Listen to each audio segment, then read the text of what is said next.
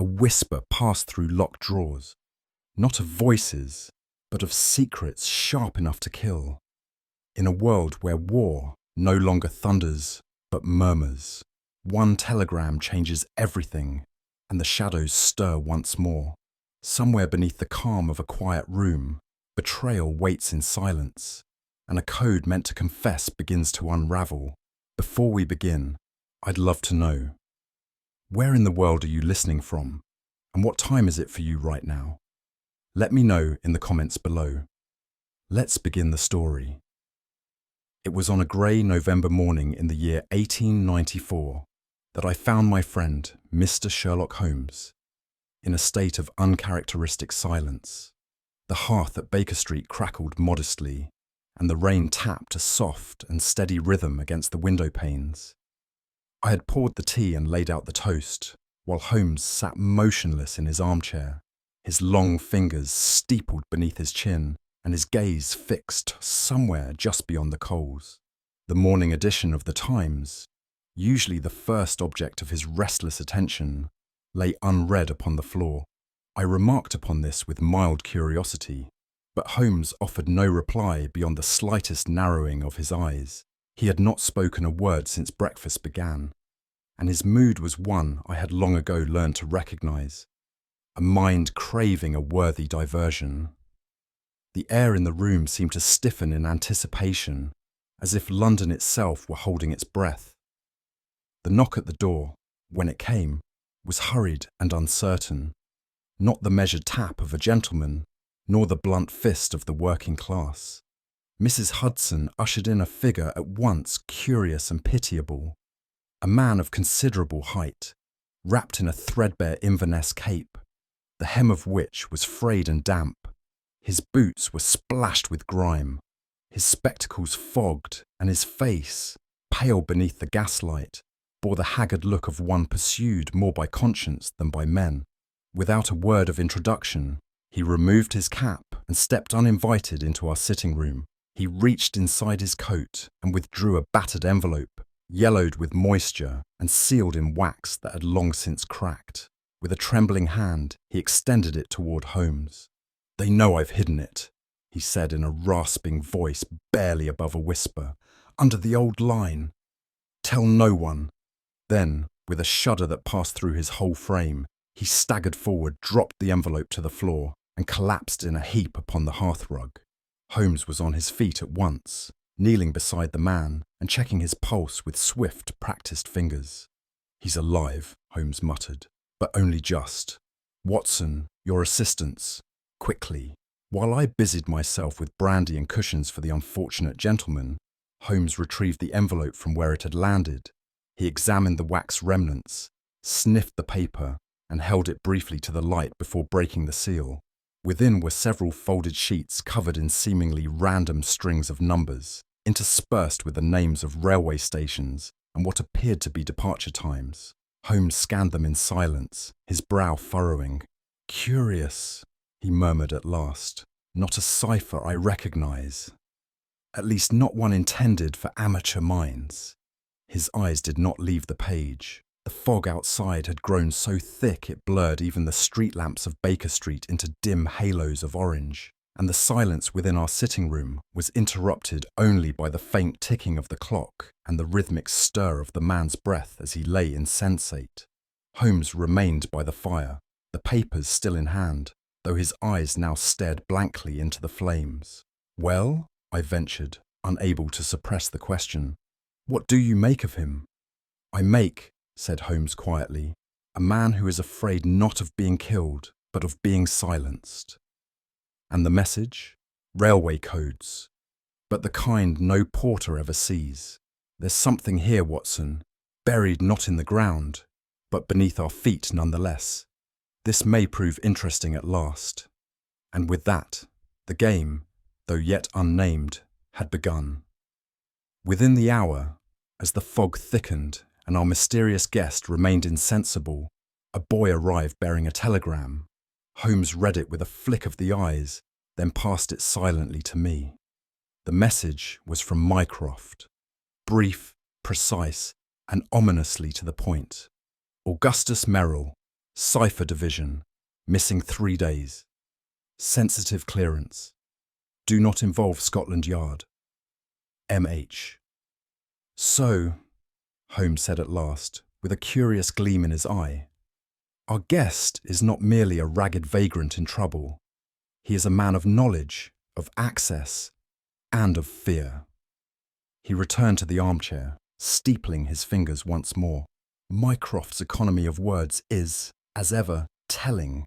The man on our hearth, Watson, carries a secret he dared not entrust to his own government. As I tended to the man's pulse and breathing, Holmes knelt beside him once more, but not for any humanitarian impulse. His eye moved methodically, noting details I had overlooked entirely. He adjusted the man's sleeve delicately, then sniffed the fabric near the cuff. Printer's ink, he muttered. The sharper scent of iron gall, combined with turpentine residue, used often to erase mistakes from engraved plates. See here, Watson, a thin burn on the inner cuff. A careless touch against a metal plate still hot. The mark of a hasty forger. He then turned over Merrill's boots. Soled in soot and gravel, but not industrial, too fine. Railway grit, I'd say. And this? He lifted the hem of the man's cape. Frayed at the bottom from crouching low, perhaps beneath benches or floorboards. Our man has been hiding in some subterranean chamber, with ink on his fingers and secrets on his conscience. I looked at the pale face on the rug. Then why come to you, Holmes? Holmes gave a thin smile. Because even traitors fear the traitors they once trusted. Holmes turned his attention back to the envelope Merrill had dropped, unfolding the sheets with delicate precision. I leaned over his shoulder and saw lines of handwritten figures, dense and deliberate.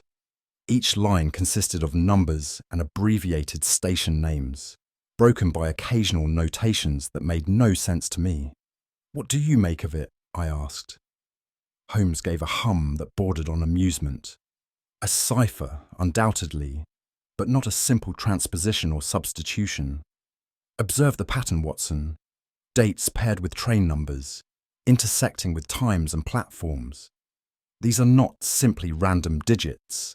They correspond to the Southern Railway's old timetable, before the 1892 revision. How in heaven's name could you possibly? Because I've committed it to memory, Holmes said casually, and tapped one finger on a specific entry. See here, Waterloo, 3:47 p.m, track 9. But in 92, that service moved to track 3, which means the cipher was constructed before the timetable change, and that the key lies buried in outdated logistics. Or under a train, I murmured. Holmes glanced at me, not without approval. Just so. A sudden rasp from the hearth startled us both. Merrill's eyes flickered open, unfocused and wild. He tried to speak, but the words clung to his throat. I knelt beside him, raising his head. Easy now, I said. You're safe here. His fingers closed briefly around my wrist with surprising strength. Then he spoke, hoarse and urgent. Kestrel, he whispered, knows about the shaft. Not safe. Not safe. Which shaft? Holmes asked swiftly. Is it at Waterloo? But Merrill had already released his grip. His head fell back and his eyes rolled upward in a feint. Holmes rose slowly, his features unreadable. Kestrel, he said softly. A name taken from a bird of prey. Small, quick, deadly. He stared at the smouldering fire. And a shaft beneath Waterloo Station. Curious, Watson. I do believe our cipher was never meant to leave the station.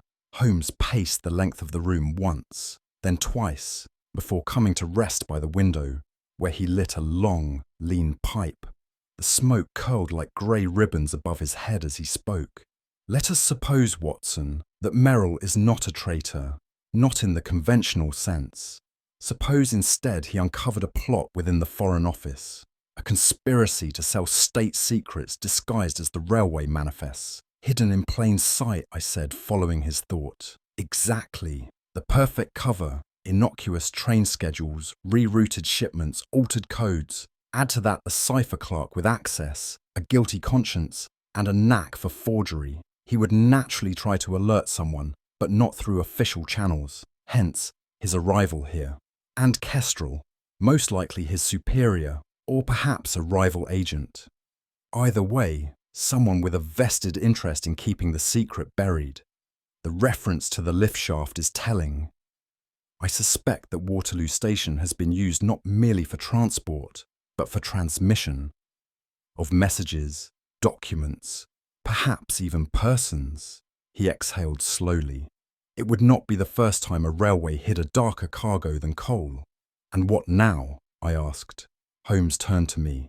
Now we pull the thread and see where it leads. Holmes spread the ciphered pages across the table, weighting their corners with teacups and books. His eyes darted rapidly between entries, drawing invisible lines with his fingers. The cipher doesn't just point to Waterloo, he muttered. It maps something, or someone, moving beneath it. See this entry, platform 6. Again, here and here. Always platform 6, and always a reference to 15 minutes after the hour. He looked up at me. Not departure times, meeting points. You believe there's a pattern of rendezvous taking place under the station? I believe, said Holmes, that a man called Kestrel has been receiving information from within Her Majesty's own cipher office, and that Merrill attempted to interrupt the flow. He reached for his pen and began drafting what I assumed to be a message. We shall need Lestrade, and I must borrow one of Mycroft's men who knows the southern rail tunnels. Holmes paused, then added almost absently, and Watson, if I'm not mistaken, this will not be the last time you'll crouch in a dark corner, hoping the floor doesn't open beneath you. I blinked. Is that meant to reassure me? He allowed himself the faintest smile. It's meant to prepare you. It was scarcely past 9 the following morning when Holmes and I arrived at Waterloo Station, not as mere passengers, but as men chasing a shadow buried in steel. Holmes walked with his usual brisk precision, his eyes darting between pillars and passengers with the quiet hunger of a hawk. I confess I found the station oppressive that day. The smoke curling from engines, the rattle of carriages, the ceaseless echo of boots upon stone. There was something funereal in its bustle, as though it bustled to conceal what lay underneath. We are not here for the trains, Watson, Holmes murmured, but for what lies beneath them. I was struck by how intently he examined the floorboards near platform 6, as though half expecting them to yield up their secrets. There was a strange stillness in that section of the station, a silence that seemed to resist the whistle of engines. Holmes paused and tapped the iron rail with the tip of his cane. Secrets prefer the dark, he said, and this place, my dear fellow, has shadows in abundance. It was Holmes who spied the old man. A porter well past his prime, seated on a crate and polishing a rusted lantern with hands as slow as his blinking.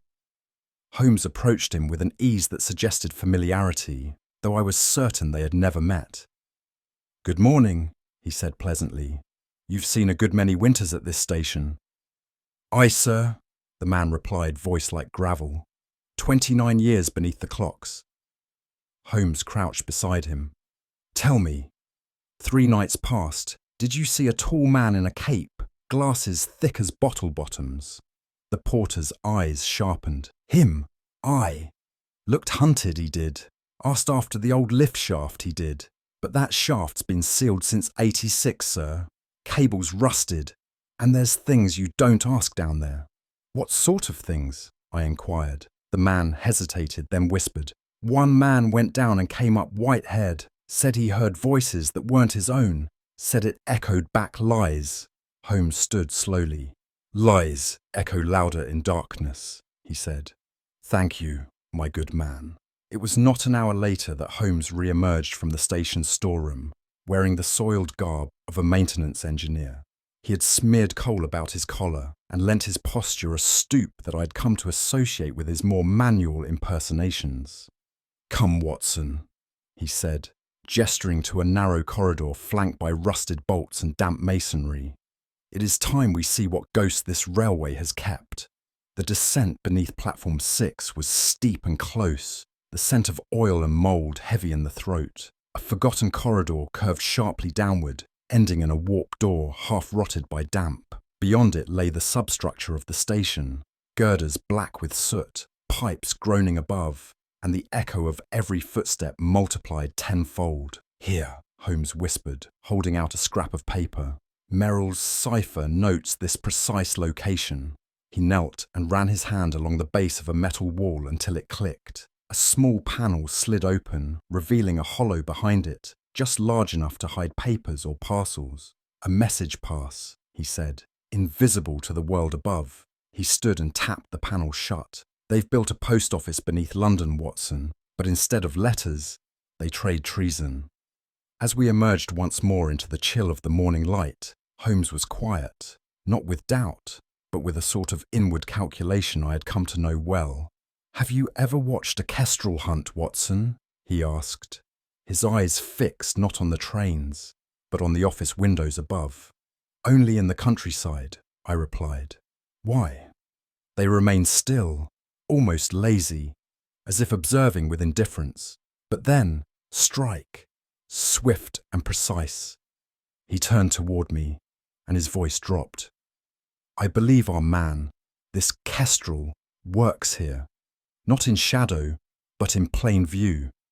A railway man, perhaps. Someone who knows the tracks not as paths, but as veins, each carrying coded blood across the empire." I felt a chill not caused by the wind. "And you have a suspect?" "A theory," Holmes corrected. "And theories are best tested in motion. Come, there is someone I must watch without being seen." And with that, the hunt moved above ground, toward a name still faceless, but dangerously close. It was only after returning to Baker Street that Holmes made his next discovery. And as with many of his revelations, it came from something most of us would have discarded without a second thought. As he laid Merrill's personal effects upon the table for closer study, his brow furrowed at the curious stiffness of the man's right glove. "Watson," he said quietly, "how often do you find a glove that resists folding?" He turned it inside out with care, and from the lining a slip of aged parchment fell onto the tabletop. It was more faded than the previous cipher, its ink brown with time, the corners worn. But Holmes' eyes sharpened the moment he read it. "These," he said, tapping the paper, "are not contemporary references. They speak of Napoleonic-era troop movements. Note this: Sambre Meuse Line, Lille Depot, rail convoys dated 1810. "But that was nearly a century ago," I said. "Precisely why it would be overlooked. What better disguise for modern treachery than an antique blueprint of betrayal?" He laid both ciphers side by side, the timelines decades apart, yet suspiciously aligned. "Someone has built a bridge between past and present, Watson, and they expect no one to cross it." The following morning found us seated at a modest cafe, not far from the southern end of Waterloo. Holmes, as ever, had insisted upon observing the flow of the city before its actors knew they were on stage. "I find," he said between sips of black coffee, "that crimes like breakfasts follow national patterns." "How do you mean?" I asked, spearing a limp sausage with some effort. Holmes nodded discreetly toward a tall man at the far end of the counter, dressed in a railway porter's coat too fine for his shoulders and sporting gloves despite the warming weather. "That man," Holmes said, "is not what he appears." "You deduce this from—" "Three details," he replied. "First, his breakfast. A brioche with orange marmalade, distinctly French in preference. Second, the manner in which he folded his newspaper, left to right, not top to bottom. A common habit among German readers. And third, here it is." He rose, crossed the room, and with practiced ease, retrieved a crumpled stub from the floor near the man's stool. Returning to our table, he laid it before me. "Note the ink," he said. "Still wet. He forged this ticket himself before boarding." Within moments, the man had vanished from the cafe. Holmes did not follow. He simply smiled. A courier, a minor fish, but he swims upstream, and we shall follow the current. That evening, Holmes summoned me back to the sitting room with the crisp excitement he reserved for moments of true intellectual engagement. On the table lay a map, not of modern London, but a military rendering of Europe in 1810, its rail lines drawn by hand and annotated in French. The ciphers, he explained, are not designed to lead us to a location, but to a person. Each coordinate, each seemingly random railway time, corresponds to a troop supply point once manned by specific British officers. He pointed to 3 such stations, all now defunct. All 3 were under the command of one Colonel Harwood, the same Harwood who currently holds a desk at the Foreign Office. You believe he is the traitor? I asked. I believe, said Holmes, that Augustus Merrill crafted these ciphers not as a key to unlock, but as a mirror to reflect guilt. A list of moments and men. He leaned back in his chair, fingers steepled once more. And tomorrow, Watson, we shall test whether a man who once moved armies can now be moved to panic by a whisper in the dark. The fire at Baker Street had burned low when Holmes, after hours of restless pacing and sudden bursts of scribbled calculation, finally sat still and began to speak. His tone was measured, almost conversational, but there was an intensity beneath it I had come to recognize. These ciphers, Watson, he began, do not guide the reader to a location, they guide us to a man. He unfolded both cipher sheets and laid them beside an open dossier, one I had not noticed him remove from our cabinet marked Foreign Confidential. A name circled in black ink caught my eye. Colonel Edwin Harwood. Harwood, Holmes continued, was Merrill's superior during his early career in the Cipher Division.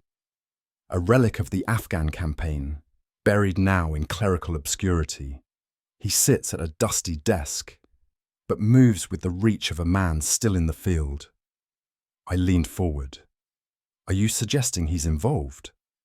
I am stating it plainly, Holmes replied.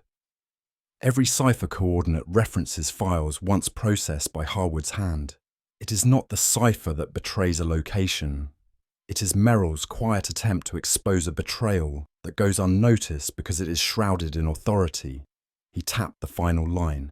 He named the guilty man the only way he could, in code. I knew the name Harwood from dispatches and dinner table recollections, though I confess I'd thought him long retired to the grey safety of post-war paperwork.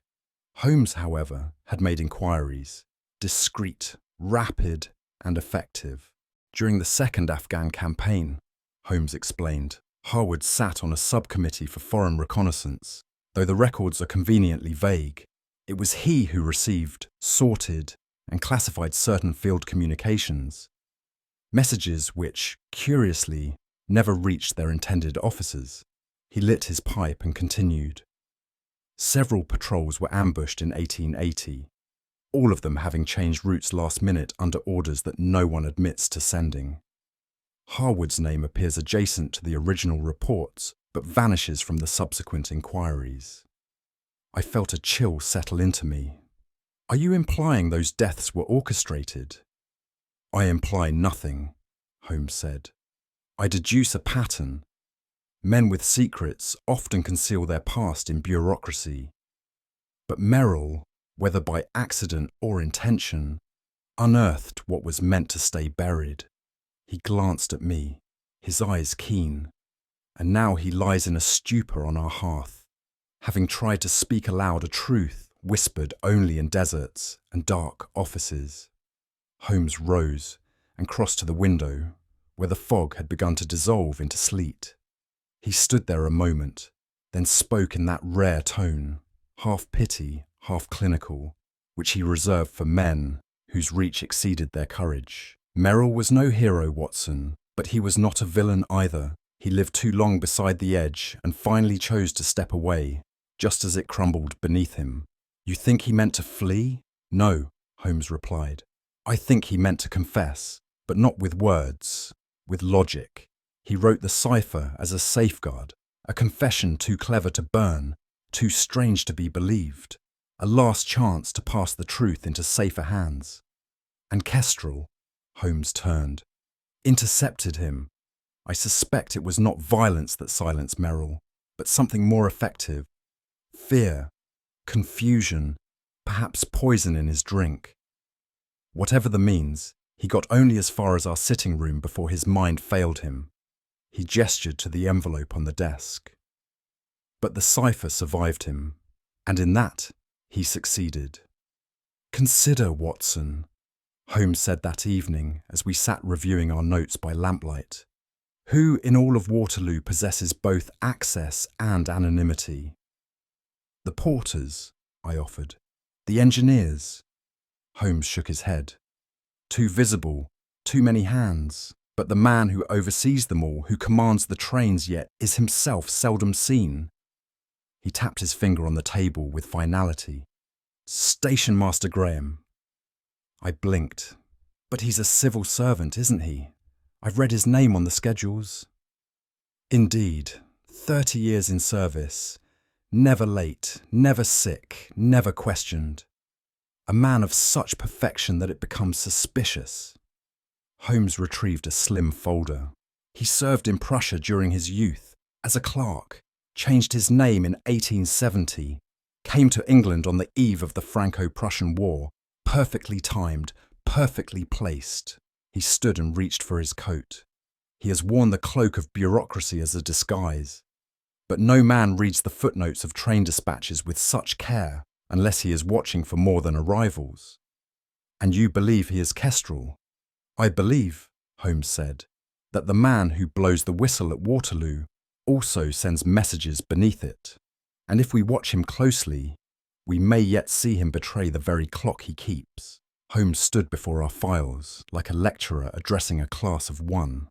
He handed me a sheaf of pages, railway staff records, inspection logs, and a printed profile of Station Master Graham.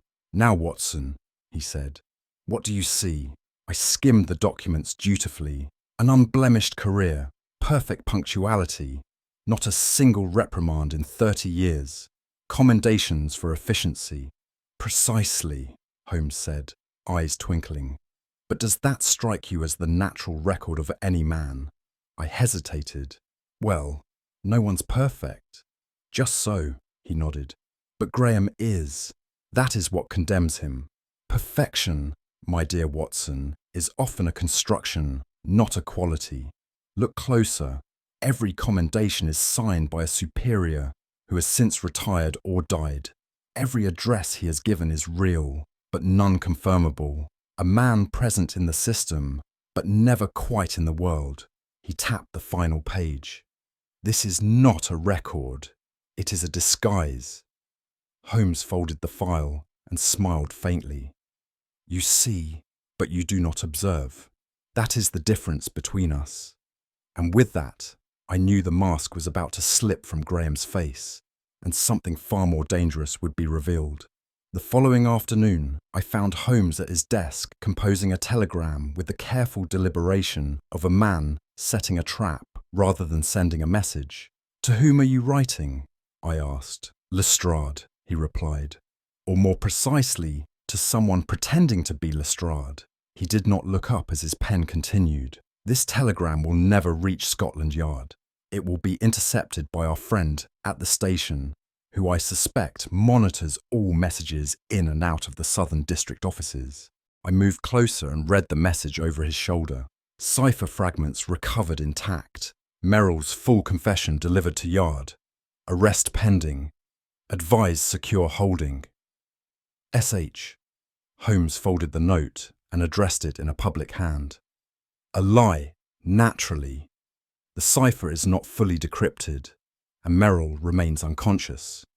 But if our man believes his exposure is imminent, he will act, either to retrieve the cipher or eliminate its holders." He sealed the envelope and handed it to me. "Take this to the telegraph office on Cornhill. Be seen, be deliberate. Allow the clerk time to speak to the wrong ears." "And then?" I asked. "Then," Holmes said, rising from the desk, "we wait by the tracks.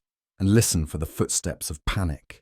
That evening, as London sank beneath its own fog once more, Holmes prepared our return to Waterloo with a quiet urgency I'd come to associate only with his most dangerous cases. He spoke little, but his every movement, selecting a coat, adjusting his cuffs, loading his revolver, carried the rhythm of forethought. "I trust Lestrade is in position?" I asked as we set out. "He is, though he does not yet know what he is watching for," Holmes replied, "which is precisely how I prefer it." We reached the station by dusk, and Holmes led me once more to the lift shaft beneath platform 6, the forgotten artery of the station's underworld.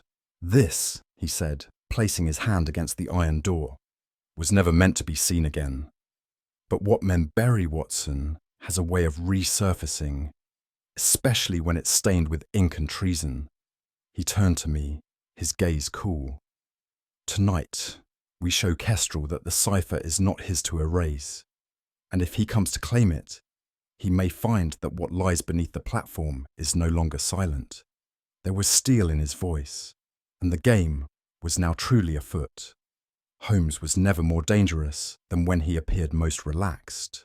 That morning he took his breakfast without haste, glanced at the racing column of the Times, and even offered an idle remark about the state of French opera. Yet beneath it all, I could see the gears of calculation grinding inexorably toward a conclusion.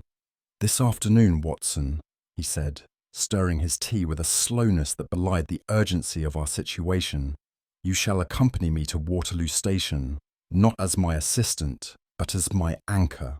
"My anchor? You must remain steady while I cast bait into dark waters. And if something bites, I trust you will be prepared to help me haul it in." By midday, Lestrade had been briefed partially, and our arrangement with the Southern Railway discreetly enacted. Platform 6 was selected not by chance, but by design.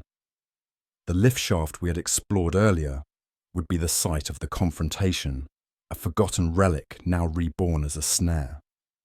Holmes had orchestrated the scene with chilling precision. A decoy package made to resemble the cipher, placed precisely where it would tempt a desperate man. Lestrade and I stationed in shadow, and Holmes himself prepared to play the part of a courier with dangerous knowledge. "We do not confront villains in drawing rooms anymore, Watson," he murmured. "In this age, betrayal rides the rails and must be answered in iron and smoke." The hour approached with a stillness that belied its consequence. I had taken my position behind a stack of freight crates near the far end of platform 6, my revolver concealed within my coat and my breath forming small clouds in the chill air. The rumble of trains came and went like distant thunder, yet nothing stirred in our immediate vicinity. Lestrade, nearly unrecognizable beneath soot and overalls, lounged on a pile of coal sacks to my left. He gave no sign of recognition when I glanced his way, but I noticed how his hand never strayed far from his belt, where a pair of handcuffs nestled just beyond sight. Holmes had vanished into the fog moments earlier, assuming the persona of a cipher courier carrying sensitive intelligence. He had donned a cap, scarf, and the gait of a man with more secrets than courage. Only I knew the figure beneath the garments was the most formidable brain in London. We waited, and as the minute hand neared the appointed time, my heart began to drum a rhythm I could not still. Then, through the wisps of fog, curling like fingers from beneath the platform, I heard it, the soft, deliberate cadence of boots approaching from the western tunnel. Holmes's stage had been set, the audience had arrived, and I could only pray the curtain would not fall on tragedy. At precisely 4 minutes past the hour, Holmes had insisted it must not be on the hour, for symmetry is the enemy of deception. A figure emerged from the far end of the platform. He moved without hesitation, his steps measured, his coat drawn tight against the cold. Though he wore the uniform of a railway official, there was something about his posture that struck me as almost military. Graham, or rather Kestrel, had arrived. Holmes, standing alone near the lift mechanism, did not move. His body was bent slightly forward, the decoy parcel clutched to his chest as if it were his only protection. He gave no signal, no greeting, merely stood like a man, caught in circumstances beyond his control. The station master approached with the calm of a man who had done this before. There was no sign of anxiety in his manner, and yet, to my eye, there was a tension in his shoulders, a readiness for violence masked by bureaucratic calm. "You have it?" he asked flatly. Holmes gave a small mechanical nod. "Any duplicates?" Graham's voice was low, his hand inching toward his coat pocket. Holmes did not answer. Instead, he held out the package, as if in silent surrender. I could see the decision flicker behind Graham's eyes. To take, to destroy, to erase all trace. And in that moment, I knew that whatever conscience he once possessed had long since been traded for survival. What he did not know was that survival had just slipped beyond his grasp. Graham did not take the parcel. Instead, with a movement so swift it startled even Lestrade from his perch, he drew a revolver from beneath his coat and levelled it squarely at Holmes' chest. "Put it down," he said coldly, "and step back." Slowly. Holmes obeyed, letting the parcel fall with an audible thud to the wooden boards. His face, or the face he wore, was unreadable. "You're not who they sent last time," Graham muttered, his eyes narrowing. "And you're not nervous enough to be new." Holmes tilted his head slightly, saying nothing. "Where is the original?" Graham snapped. "And don't insult me with nonsense. I want confirmation that the cipher was destroyed. Now." There was a pause, pregnant with peril. Then Holmes spoke, his voice dry as chalk. "Would it comfort you to know that you've walked into a trap, precisely because your paranoia was insufficient?" Graham blinked, and that was all the time Holmes needed. In a blur, he stepped sideways, placing the platform's centre strut between himself and the revolver. At the same instant, a hidden panel beneath the boards gave way beneath Graham's feet. With a clatter and a muffled curse, the station master dropped through the trapdoor, landing hard on the steel floor of the old lift cavity below. From my vantage, I saw Lestrade leap forward with his lamp. "Got him!" he called. "And look here, papers in his coat." Holmes, dusting his sleeves, allowed himself a rare smile. "Punctual to the end," he said, though not quite as prepared for dissent. The moment Graham vanished through the trapdoor was one of extraordinary precision, so sudden and silent that for an instant even I doubted it had happened. Only the echo of his startled grunt and the clatter of his revolver against the old iron floor confirmed that he had not vanished into air, but into Holmes's carefully constructed snare. Holmes stepped forward, reached into the hollow, and snapped a lever that locked the mechanism in place. The section of platform slid back with a whisper, concealing the gap as neatly as if it had never been disturbed. Lestrade hurried to the shaft's edge with his lantern and peered down. "He's winded but alive," he called. "A touch rattled, I'd say. And if this paper sticking out of his coat is what I think it is, he'll have plenty to explain at the yard." Holmes gave a small, satisfied nod. "Search him thoroughly.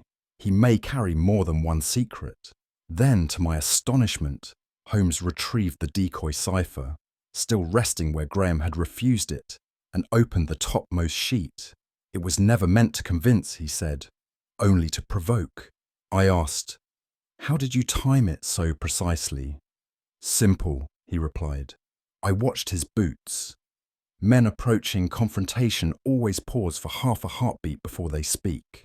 That is when they become predictable. And predictability, Watson, is the narrow bridge over which we can catch the cleverest devils." The echo of Graham's protest drifted up the shaft, now tinged with the beginning of fear. Holmes folded the decoy sheet and slipped it into his coat. "One hawk in a cage," he said quietly. "But I fear the courier has already flown." I had barely registered Holmes' last remark when Lestrade's shout rang out again, this time with urgency. "Holmes, there's someone running over the Western Service Bridge."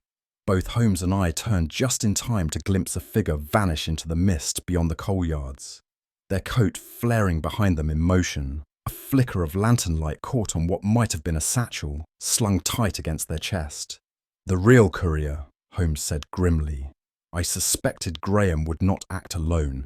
He was the guardian of the cipher's passage. not its final bearer, Lestrade cursed.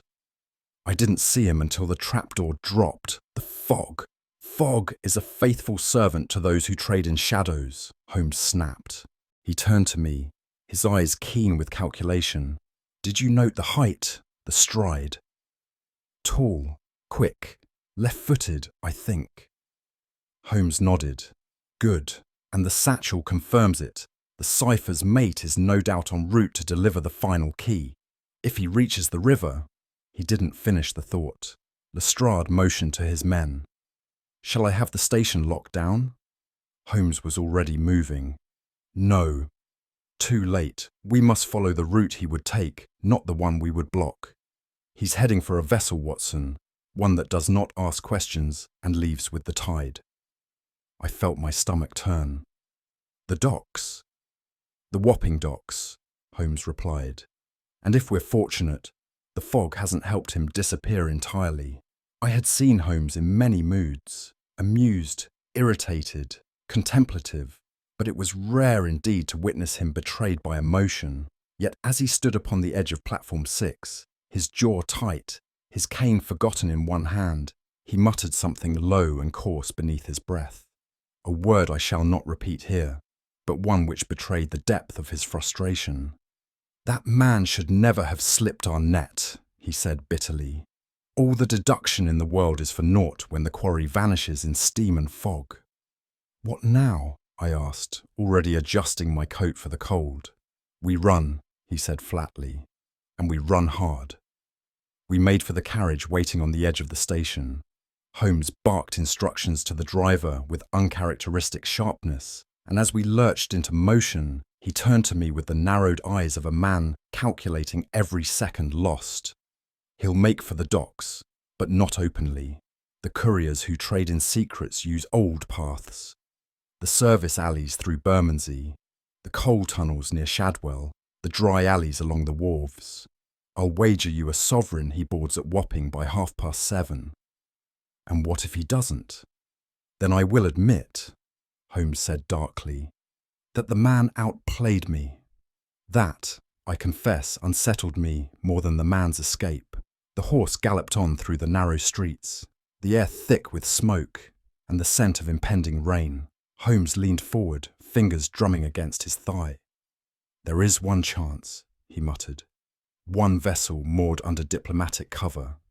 If he boards it with the cipher, we'll never see him again. The urgency in his tone snapped my attention. Then we'd best not let him, I said. He gave me a rare look of approval. Well said, Watson. And we sped toward the river, the wheels rattling over cobblestones like a ticking clock in the final minutes of a very dangerous game. The fog followed us as far as Kensington, trailing behind the cab like a persistent ghost. By the time we reached Baker Street, dawn had begun its slow ascent above the chimney pots, painting the sky with the faintest hue of pewter. Holmes made no comment during the ride, save for a single murmured direction to the cabby and a tight glance at his watch. When we entered the sitting room of 221B, I was struck by how unchanged it all felt. The worn armchairs, the scent of tobacco, the half-finished monograph on the mantel, and yet how different we ourselves had become within the span of a night. He did not remove his coat. Instead, he strode to the grate and stirred the fire with an absent hand. "Tea, Watson," he said at last, as though it were the most pressing matter in the world. "You will find I make better revelations when my hands are warm." I obliged in silence, watching the flames dance in his grey eyes. The rush of the chase had passed, leaving in its wake a stillness I recognised, the stillness before truth is spoken. When he finally turned from the hearth, the expression on his face was neither triumphant nor weary, but something far more rare, satisfaction.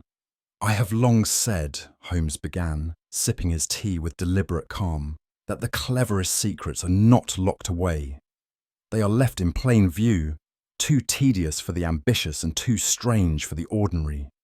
I nodded, unsure where this was leading. "Merrill's cipher," he continued, "was no blueprint for theft. It was a confession, Watson. Meticulously crafted, painfully so.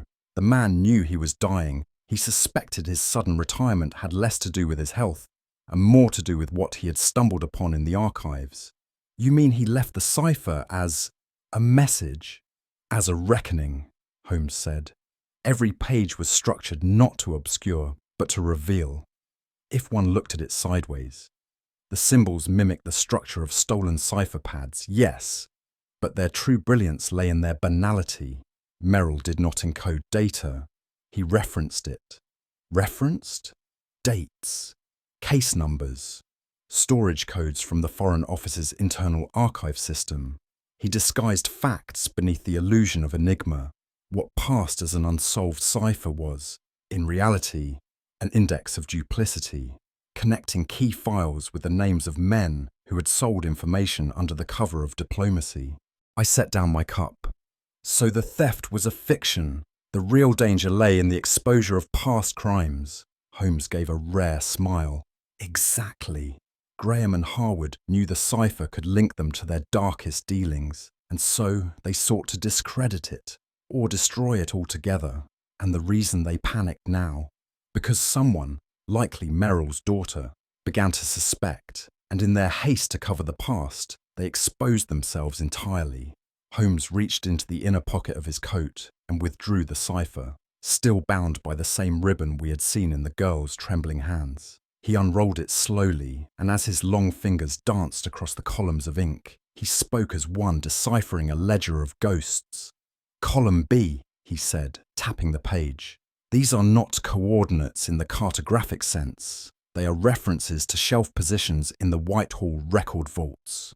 Merrill's position allowed him access to what most never glimpse. Summary memoranda of quiet exchanges. Intelligence trades," I muttered. "Exactly. Here," he pointed.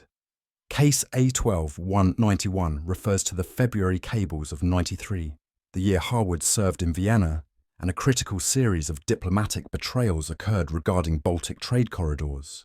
Merrill's note cross-references it with MG, Graham's initials, and here, another, B3029, the same week that shipment manifest anomalies occurred out of Portsmouth. "You mean to say this cipher reveals a pattern?" "It reveals a web," Holmes replied, his voice grim. "One that spans embassies, couriers, and intercepted cargo. The cipher's brilliance is that it needs no key, only access to the records. But once paired, it condemns Graham and Harwood beyond contest." I felt the weight of it then, the burden Merrill must have carried, and the courage it took to commit such truths to paper. Holmes returned the scroll to his coat. "The real theft, Watson, was not of gold or secrets. It was of trust. And the men who facilitated it did so beneath the seal of the Crown." I found myself pacing before the window, struggling to reconcile all we had seen with this final revelation. "And the shaft?" I asked. "The strange lift beneath the station. What part did it play in all this?" Holmes, who had returned to his violin, plucked a string with idle precision. "You recall how Kestrel, or rather Graham, demanded proof that the cipher was destroyed?" "Vividly. That is because the shaft was not merely a hiding place. It was a passage. Decades ago, it served as a secure cargo lift for confidential diplomatic trunks arriving by rail. The mechanism fell into disuse, but the channel remained, a perfect conduit for discreet exchanges." "You mean they used it as a sort of underground post?" "Precisely. Messages, cipher keys, even contraband, passed hand to hand through the hollowed boards of that shaft. A courier above, a receiver below. The perfect arrangement for men who dared not use telegraphs or mailbags.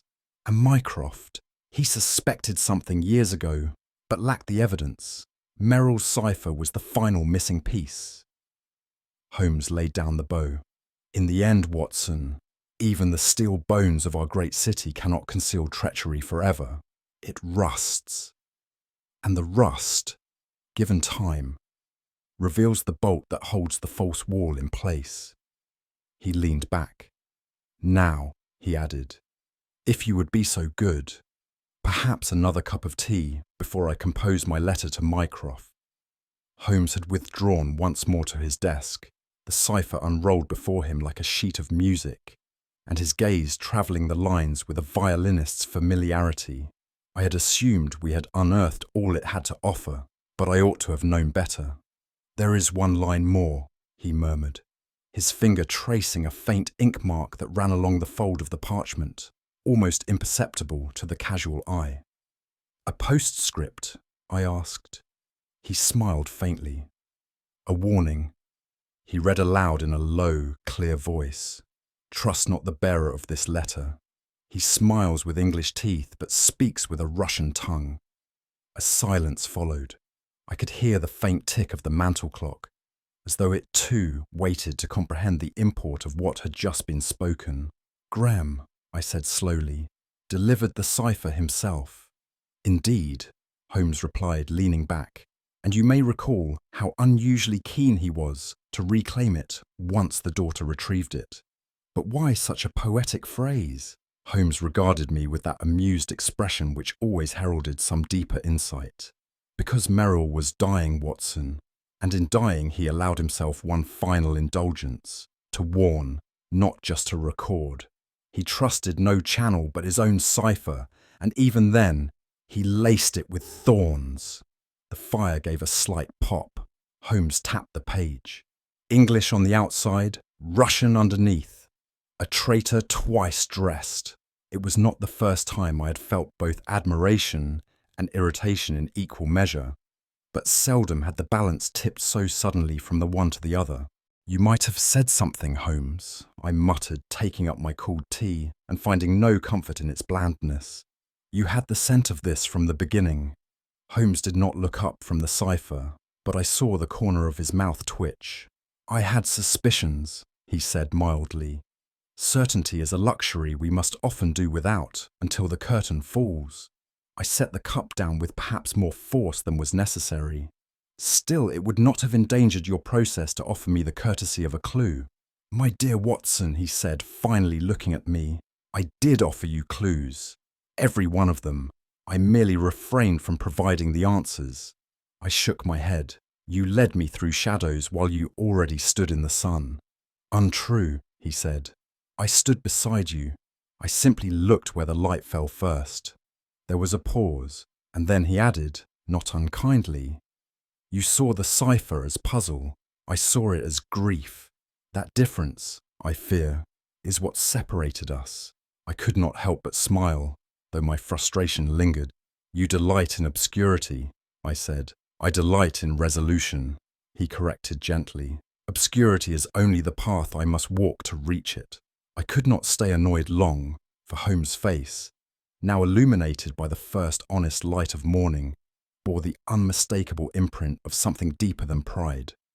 A satisfaction laced with melancholy. He held no triumph in his posture, no boasting in his tone, and yet the puzzle now lay solved at his feet, like a conquered riddle. "You know," I said, stirring the fire absently, "you might have made a rather good diplomat yourself." "Perish the thought," Holmes replied. "I have enough trouble enduring politeness without being paid to weaponize it." We shared a brief laugh, one of those small sounds that follow great tension and serve to remind us we are still, after all, living.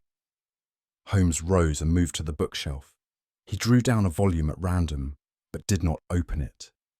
Instead, he turned it over in his hands, his mind clearly elsewhere.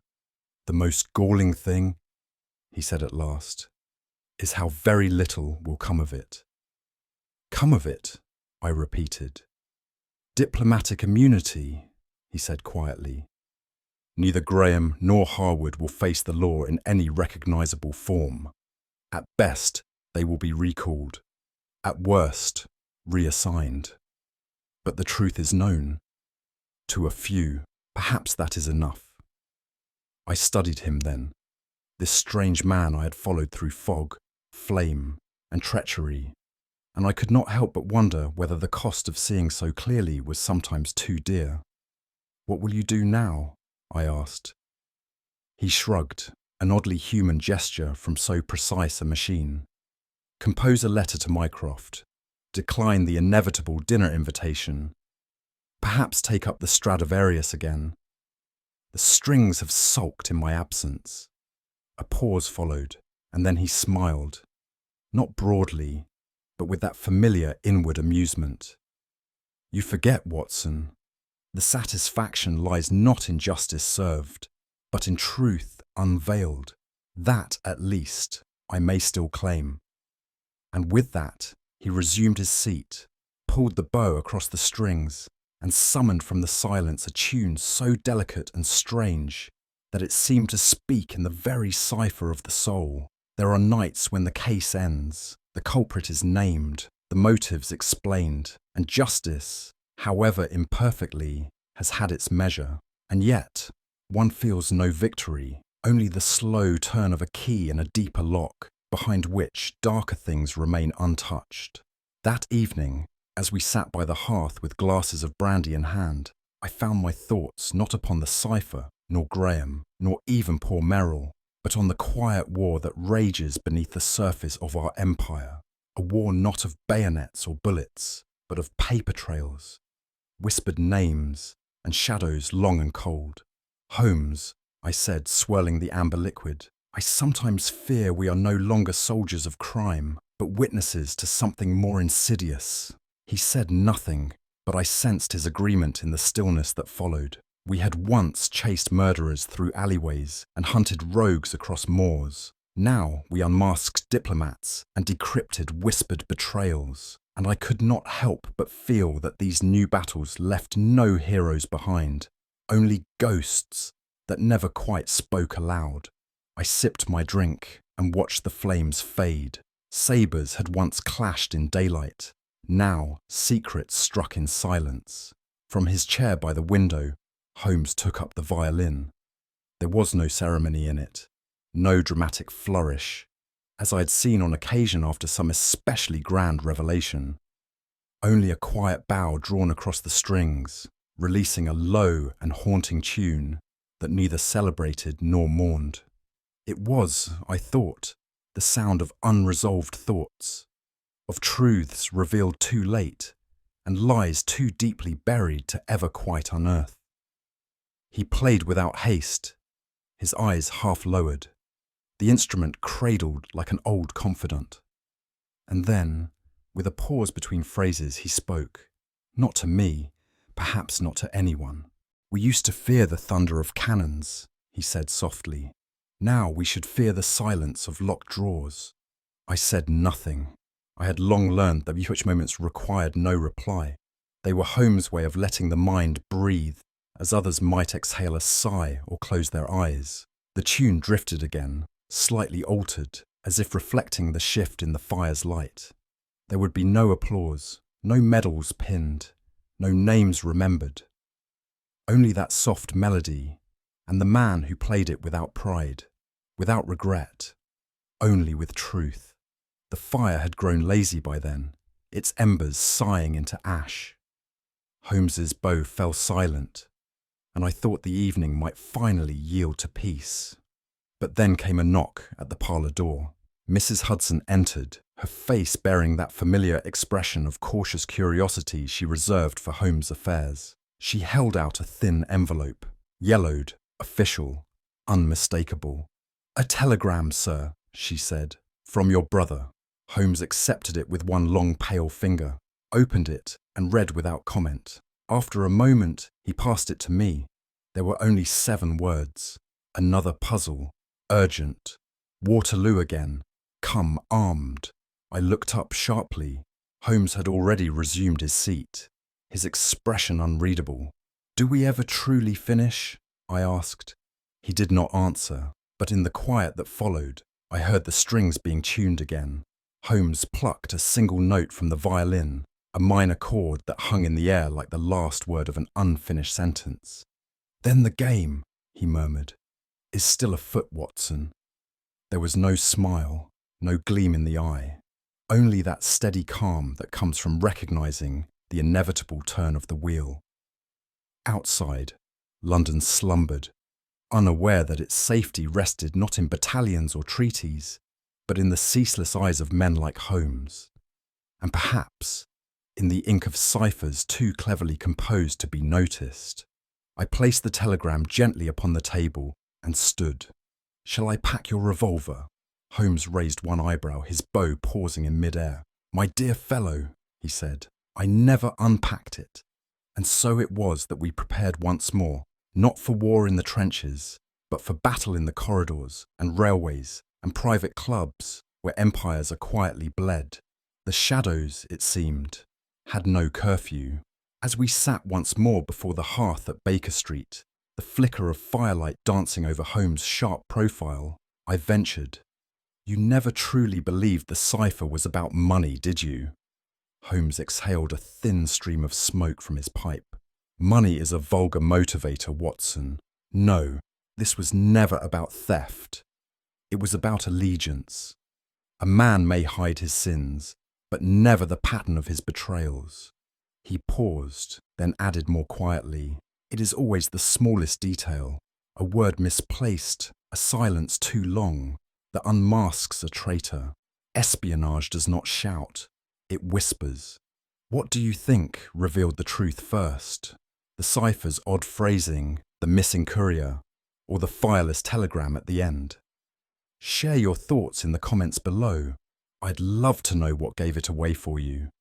And if you enjoyed unravelling this tangled web of spies and secrets, don't forget to subscribe for more Sherlock Holmes mysteries. Invite a friend to listen in. After all, the shadows are always more thrilling when shared.